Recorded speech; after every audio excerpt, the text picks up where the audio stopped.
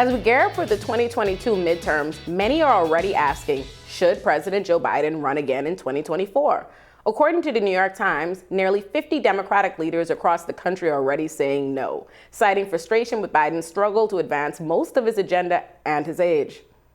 When asked if she would back President Biden in 2024, Congresswoman Alexandria Ocasio-Cortez would only say that she would entertain the idea when the time comes. She also had this to say about the changing dynamics of the Democratic Party. I believe that every single year, every single one of us as a voter has the possibility to elect a representative that best suits them. And, you know, I have been primaried by the Democratic establishment. I had a $3 million+ primary challenge in 2020, and I took my case to my constituency. And I think what's really important here is that I don't believe that if you get elected once to Congress, that we should be elected in perpetuity forever. And that our party is changing, our party is dynamic. And right now, millennials are deeply underrepresented in Congress compared to baby boomers and Gen Xers back when they were our age, frankly. And at the end of the day, we need to have a generational shift in the United States Congress in order for us to have a policy shift in the United States Congress. Democratic strategist Colin Rogero and founder of Wrong Speak Publishing, Adam Coleman, are here with us to weigh in. Welcome to Rising. Morning. Thank you. So, Colin, what do you think? Should Biden run in 2024? Yeah, look, I think it's an interesting question. And I think if he's going to run or he's not going to run, we're not going to know anything official until the very last minute. I think what's interesting to examine and where what AOC says is somewhat true. If Biden runs again, and so does Donald Trump, then we have two 80-year-olds vying for one of the most difficult jobs in the entire world, which is the United States presidency. And I think we've got to take a look at the fact that that office is a very difficult, very challenging office. And, not only do you need to have the experience to do it, but you also have to have the energy and the ability to communicate with the American people what it is you want to actually get accomplished. And look, Joe Biden, as AOC said, has done a fairly good job. I think where the administration has fallen down significantly is being able to communicate what those accomplishments have been and where they are moving in a way that the American people are actually hearing and receiving and understanding. How has he done a good job if inflation is at 8.6% year over year, and that's not, particularly unprecedented? We've seen quite a few months of this. Like, how can the progress report be like A, B+? Yeah, look, I think that's a great question, and I think it's a fair question, and I think that they have a lot to do to address inflation, and they've got to figure it out, and they need to do it without causing a recession that is extraordinarily painful. The economy is on fire right now, and if we look at that fact that, we've got record job creation, we've got wages, especially for traditionally low income wage earners, up double what they were pre-2020. We've got Hispanic new businesses started at a rate that we haven't seen since for more than a decade. And we've got the first time since 1972, the American economy actually outperformed the Chinese economy. These are all really good things. The problem is nobody really knows them. And we've also passed a historic infrastructure bill. I mean, it's the largest infrastructure investment in almost ever. And if you consider all of those things getting done, he's actually done a pretty good job. Inflation is a problem. Now, look, when, this is a problem not only in the United States, but also around the world. When you print money to support an economy that's in COVID, right, you lessen the value of the particular dollar. So we'll see what happens when this kind of quantitative retraction process happens from the Fed and how we move forward. But look, inflation is not the only factor, although it is a big one. But to your point, right, you said nobody really knows it. If at the end of the day, we put a president in place because we want them to change the society, we want to feel this progress. If people aren't feeling it, they feel super dissatisfied with him. I think his approval ratings are at an all-time low. Doesn't that really speak to whether or not he's making, these great waves or this great change that we want to see? What do you think, Adam? Well, it's exactly that. If they thought he was doing a great job, they would obviously want him to be reelected. And it's a lot easier for the American people to reelect someone they're already familiar with. So to me, it sounds like the Democrats are realizing that, for one, the people don't believe he's doing a good job. His polling is showing that he's not doing a good job.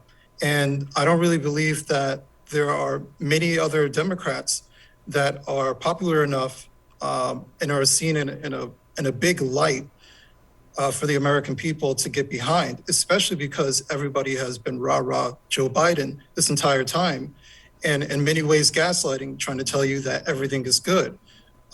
Colin is saying that the economy is on fire, and people see that.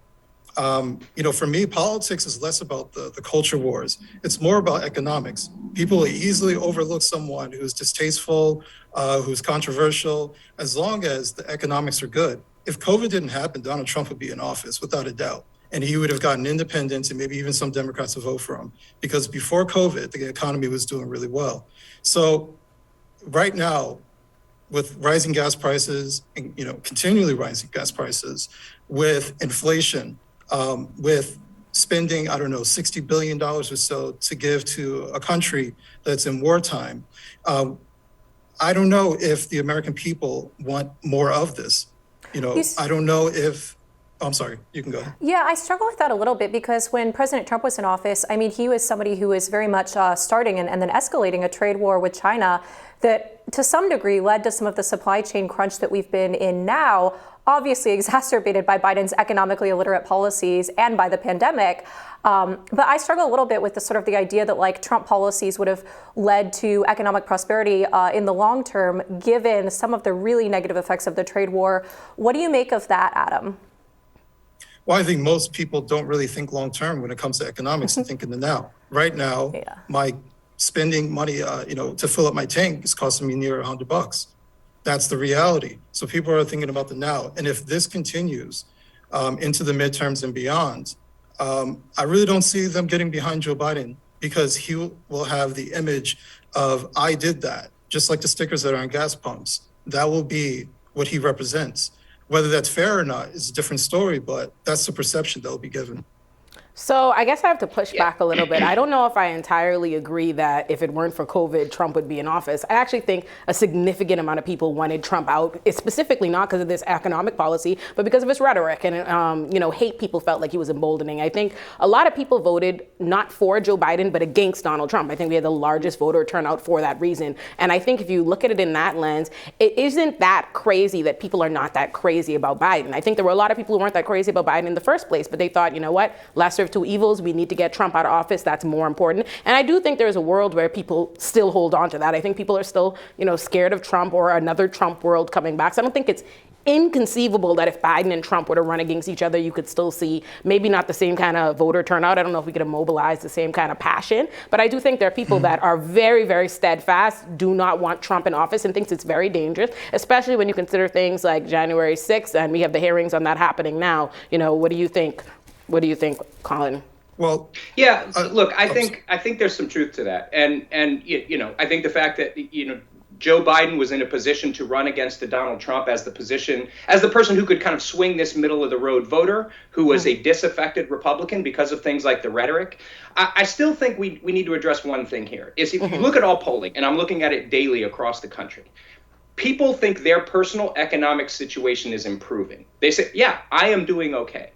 But I think the larger, economy as a whole maybe is not doing so good, right? And what that means is that there is a lack of communication about positive things that are occurring. And look, Adam is right. You're absolutely right. There are certain things that are happening in individuals' lives that you're going to get tagged with whether you have the ability to change them or not, such as gas prices. And that's just the environment you have to deal with. But if you are not communicating robustly enough to make your own case, which I would argue the administration has been very poor at doing, then you're never going to have a chance against people who wake up every day, news outlets that wake up every day, whose sole purpose is not necessarily to give you the facts, but just to damage the incumbent administration.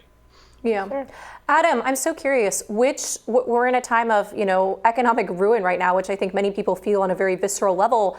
Are there any Republicans who you think are going to be swinging into this next presidential election with really positive messages they're touting? Do you have any optimism whatsoever on that front? Yes, very small optimism, but I do. So to make clear, I don't think either Joe Biden or Donald Trump should run. Ooh. I think Donald Trump Love it. is way too divisive. Even if I was someone who agreed with some of his policies, I think he's way too divisive of a character. Yeah. He would bring out way too many people to vote against him. And I don't think that's a benefit for the country. Yeah. I'm also not for Joe Biden. I didn't think Joe Biden should have ran for office in the first place. Agree there, I think he's much been propped up by the political establishment and put into office when clearly there's a cognitive decline with him. He hasn't been the nice Joe Biden that he promised to be. He's been just as divisive as any other politician. I personally think that Ron DeSantis should run.